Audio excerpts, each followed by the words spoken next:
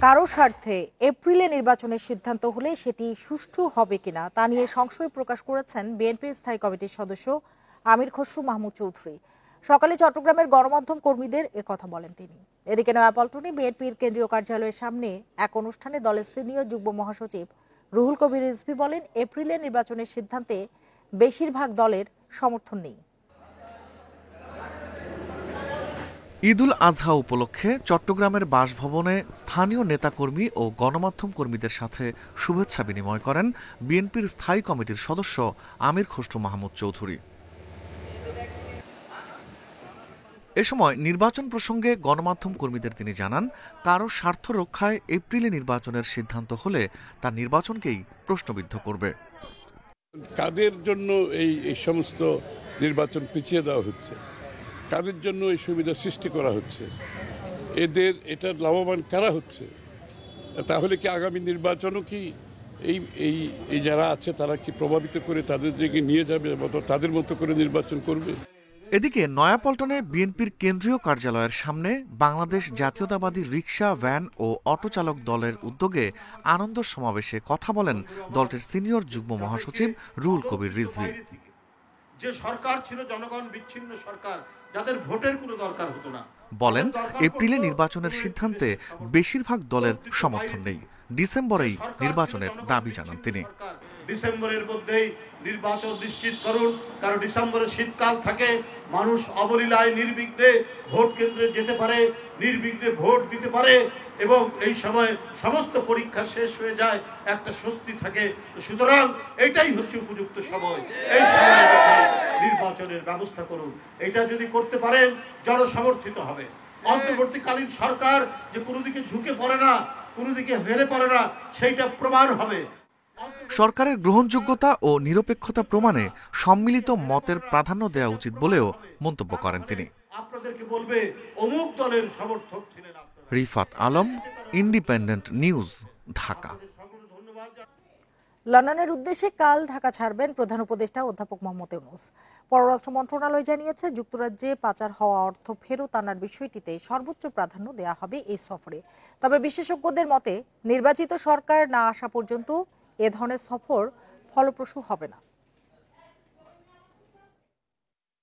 10 থেকে 13 জুন 4 দিনের সফরে যুক্তরাজ্যে যাচ্ছেন অন্তর্বর্তী সরকারের প্রধান উপদেষ্টা অধ্যাপক ড মোহাম্মদ ইউনূস। রাষ্ট্রীয় দায়িত্ব নেয়ার পর প্রধান উপদেষ্টার এটি প্রথম ইউরোপ সফর। সরকারি এই সফরে 11 জুন ব্রিটিশ প্রধানমন্ত্রী কিয়ের স্টারমারের সঙ্গে দ্বিপাক্ষিক বৈঠক করবেন অধ্যাপক ইউনূস। পরদিন রাজা তৃতীয় চার্লসের সঙ্গে দেখা করবেন তিনি। যুক্তরাজ্যে পাচার হওয়া অর্থ ফেরত আনার বিষয়টিকে প্রধান উপদেষ্টা সর্বোচ্চ গুরুত্ব দেবেন বলে জানিয়েছে পররাষ্ট্র মন্ত্রণালয়।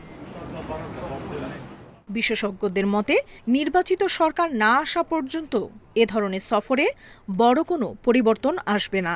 ইলেকটেড সরকার না আসা পর্যন্ত এটাকে ব্রিটিশ সরকার অত গুরুত্ব দেবে না, কারণ অলরেডি ওরা দেখতে পারতেছে যে আমাদের এখানে উনি কন্ট্রোভার্সিয়াল হয়ে গেছেন।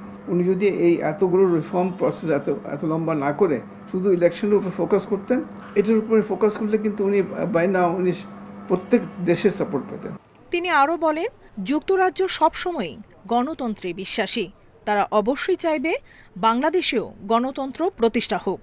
ওরা তো বিশ্বাস করে যে ইলেকটেড সরকার ছাড়া কোনো সমাধান হতে পারে না, এটা একটা টেম্পোরারি। আমি খুব একটা অপটিমিস্টিক না যে তারা কোনো অ্যাসুরেন্স দেবে, কারণ তাদের প্রায়োরিটি হচ্ছে যে মানে একটা ইলেকটেড ডেমোক্রেটিক সরকার, যেখানে পার্লামেন্ট থাকবে, যেখানে ডিবেট হবে, যেখানে হবে। 12 জুন সেন্ট জেমস প্রাসাদে রাজার হাত থেকে কিং চার্লস হারমোনি অ্যাওয়ার্ড গ্রহণ করবেন অধ্যাপক মোহাম্মদ ইউনূস। নুরসেলিনা শিউলি, ইন্ডিপেন্ডেন্ট নিউজ, ঢাকা। প্রধান উপদেষ্টা অধ্যাপক মোহাম্মদ ইউনূসের আসন্ন লন্ডন সফরে তার সাথে বৈঠকের অনুরোধ করে চিঠি দিয়েছেন ব্রিটিশ এমপি এবং শেখ হাসিনার বোনের মেয়ে টিউলিপ সিদ্দিক। তবে প্রধান উপদেষ্টার প্রেস সচিব শফিকুল আলম জানিয়েছেন, সরকার এমন কোনো চিঠি পায়নি। ব্রিটিশ সংবাদ মাধ্যম দ্য গার্ডিয়ান এক প্রতিবেদনে জানায়, দুর্নীতির অভিযোগের বিষয়ে ভুল বোঝাবুঝি নিরসনে বৈঠক চেয়ে অধ্যাপক ইউনূসকে চিঠি পাঠিয়েছেন ব্রিটেনের সাবেক সিটি মিনিস্টার টিউলিপ সিদ্দিক।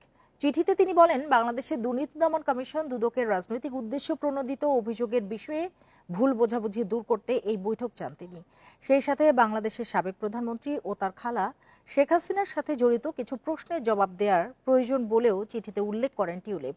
টিউলিপের বিরুদ্ধে একাধিক দুর্নীতির অভিযোগ তদন্ত করছে দুদক। এসব অভিযোগ অস্বীকার করলেও দেশে বিদেশে সমালোচনার জেরে যুক্তরাজ্যের সিটি মিনিস্টারের পদ ছাড়েন টিউলিপ।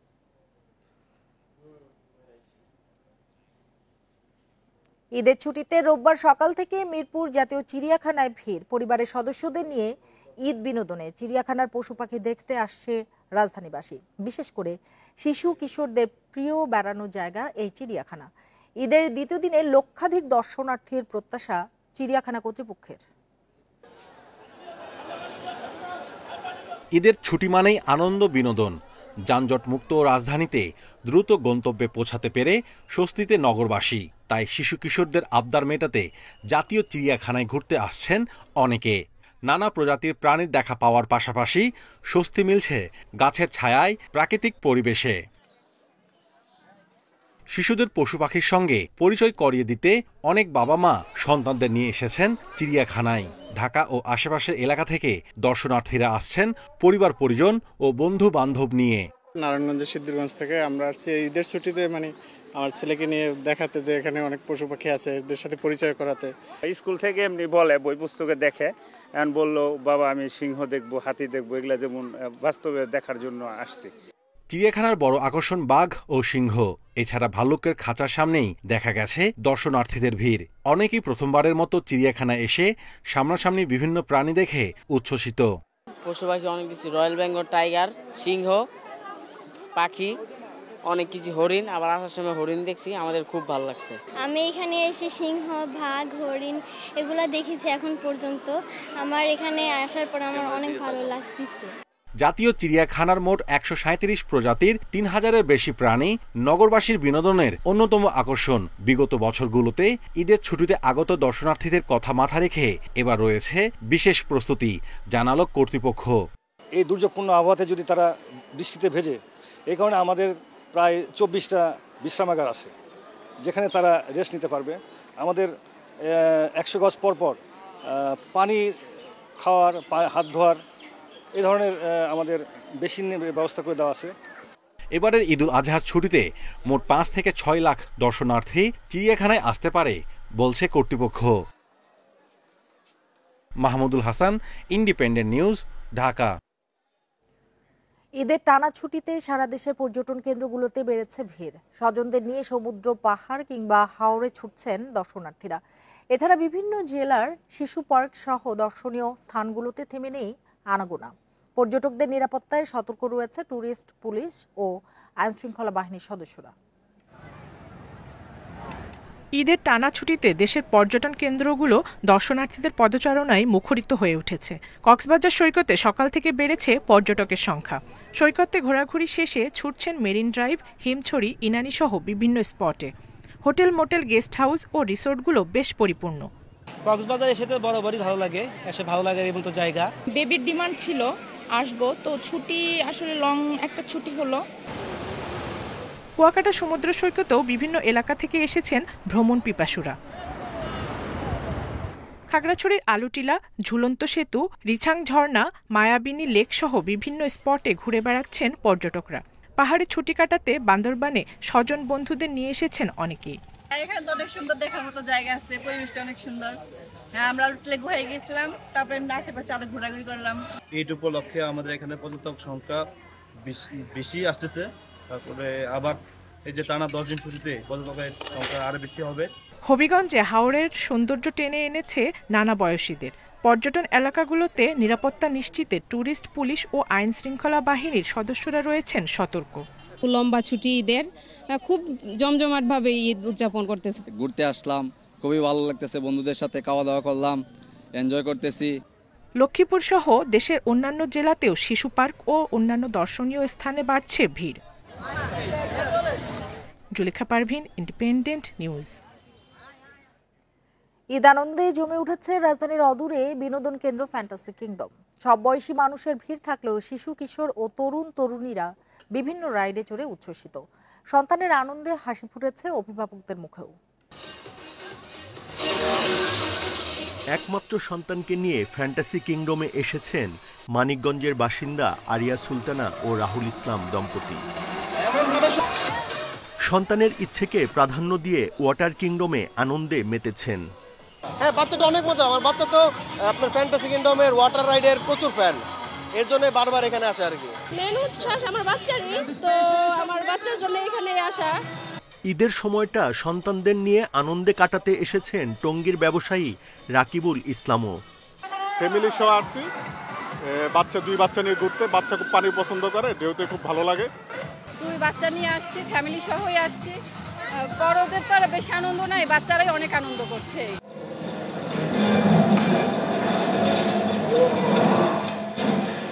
ফ্যান্টাসি কিংডমে ৩৯টি রাইডের মধ্যে এবার ঈদের নতুন সংযোজন ৩টি। জীবনে প্রথম এমন রাইডের অভিজ্ঞতায় উচ্ছ্বসিত অনেকে। মনে হচ্ছিল আর কি বাস্তবে আমি যেন মনে হয় পাহাড়ে উঠতেছি, এরকম আর কি সব আর কি বাস্তবিক মনে হচ্ছিল। ঢাকার খুব কাছে হওয়ায় দল বেঁধে এসেছেন বন্ধুরাও। ঢাকার মধ্যে অ্যামিউজমেন্ট পার্ক বলতে তো আমরা ফ্যান্টাসি কিংডমকেই চিনি। বন্ধু বান্ধব মিলে আসছি, বলতে আমার ভাইকে নিয়ে আসছি, ভালোই লাগছে, খুব মজা করছি আমরা। ফ্যান্টাসি কিংডম কর্তৃপক্ষ জানায় আশুলিয়া এলাকায় সড়ক নির্মাণ কাজের কারণে দর্শনার্থী কিছুটা কম। যারা গেস্ট ফ্যান্টাসি কিংডমে আসেন বা কখনো আসেননি, সবাই ফ্যান্টাসি কিংডমের এইসব রাইডগুলোকে এনজয় করার জন্য খুব দ্রুতই প্যাক আপ করবেন এবং এখানে এসে একটা দিন কাটাবেন, যাতে তারা পরিপূর্ণ একটা বিনোদনের মাধ্যমে একটা ভালো স্মৃতিময় দিন কাটাতে পারেন।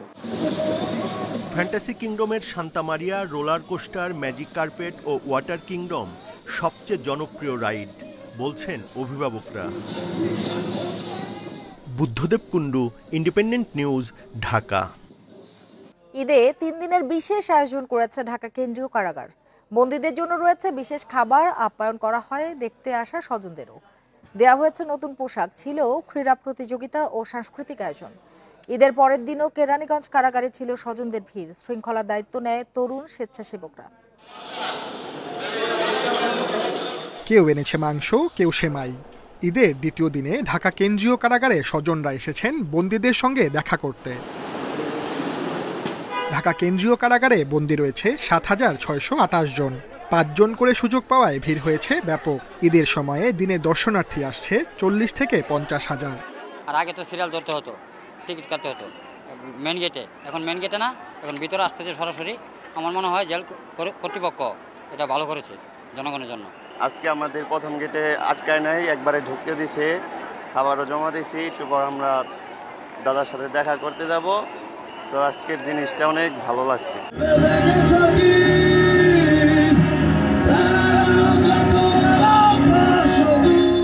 বিশেষ খাবারের আয়োজন করেছে কারা কর্তৃপক্ষ, ছিল ক্রীড়া প্রতিযোগিতা ও সাংস্কৃতিক আয়োজন।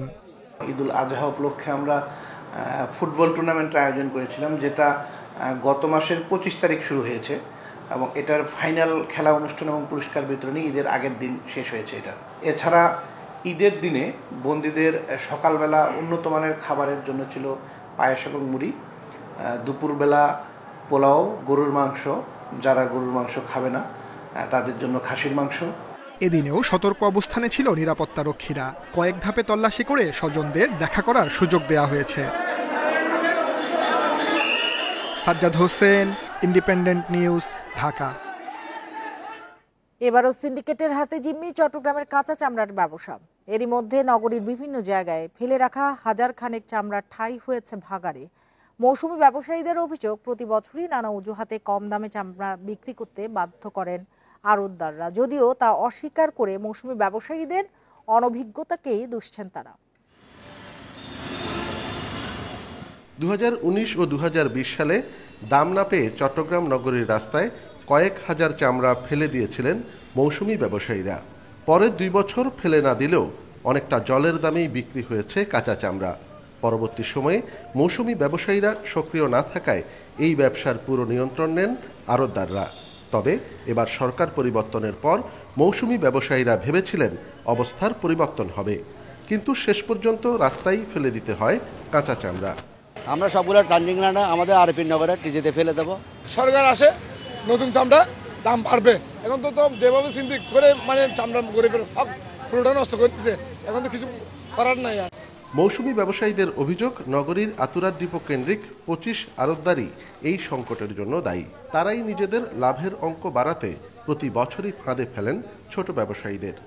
এটা সিন্ডিকেট করে এরা মানে যেরকম বলে এরকম এখানে এসে ওরা মূলত মানে একদম কম দামের মূল্য। তবে এই অভিযোগ মানতে নারাজ আড়তদাররা। তাদের দাবি, লবণের দাম, শ্রমিকের মজুরি আর সংরক্ষণাগারের বাড়তি ভাড়া যোগ করতে হয় চামড়ার দামের সঙ্গে। ট্যানারি মালিকদের কাছে বাকিতে বিক্রির কারণে থাকে মূলধন সংকটও।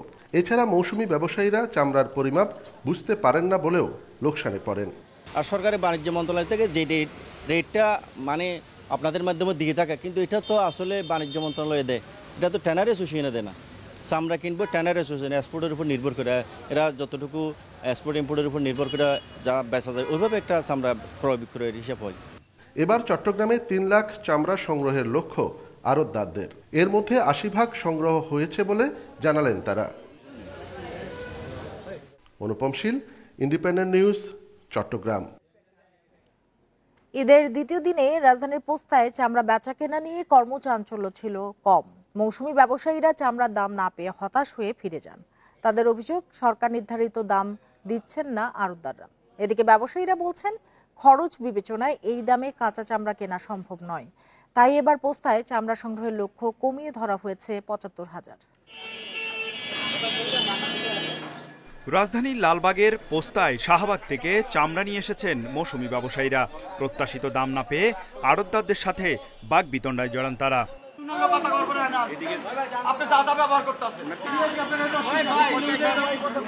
আমরা তো কিনছি মনে করেন 600 করে, গাড়ি ভাড়া আছে, 2টা মানুষ খাচ্ছি। তাদের অভিযোগ, 600 টাকায় কেনা চামড়া 600 থেকে 700-র বেশি বলছেন না আড়তদাররা। তাই বিক্রি না করে হতাশ হয়ে ফিরে যান তারা।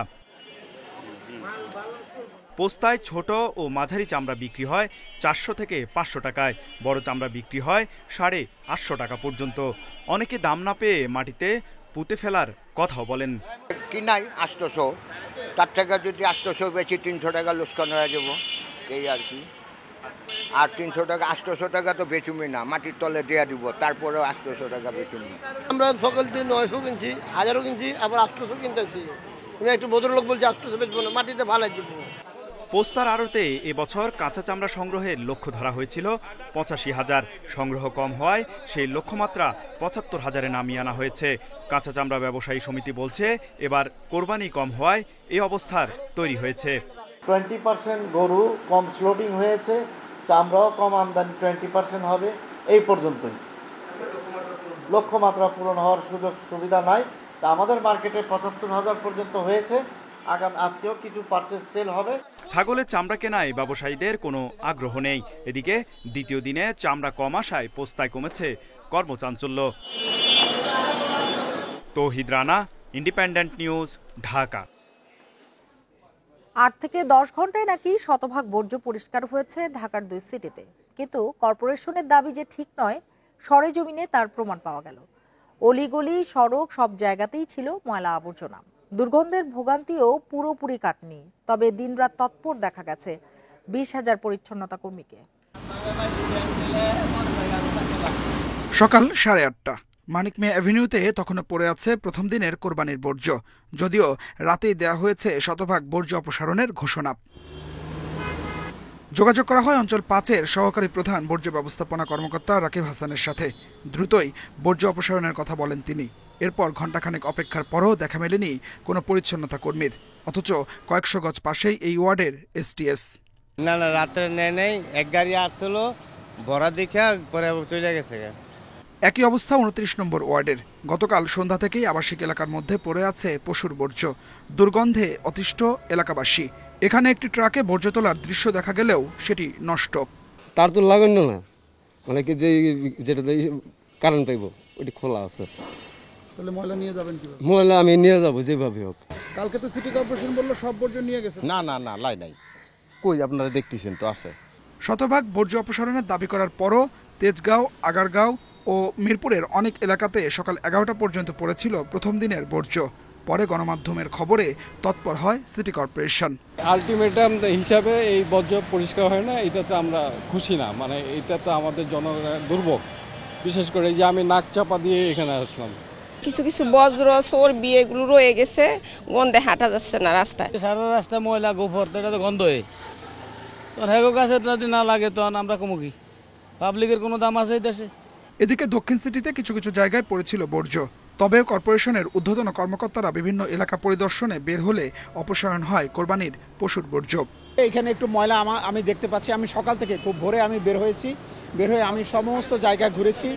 এরকম এখানে একটু ময়লা জমে আছে, তো আমি সাথে সাথে আমার যে কনজারভেশন ইন্সপেক্টর তাকে বললাম, সে সংশ্লিষ্ট সবাইকে ফোন দিয়েছে, এখনই এসে চলে যাবে, উইদিন 10 মিনিটস এটা ক্লিয়ার হয়ে যাবে।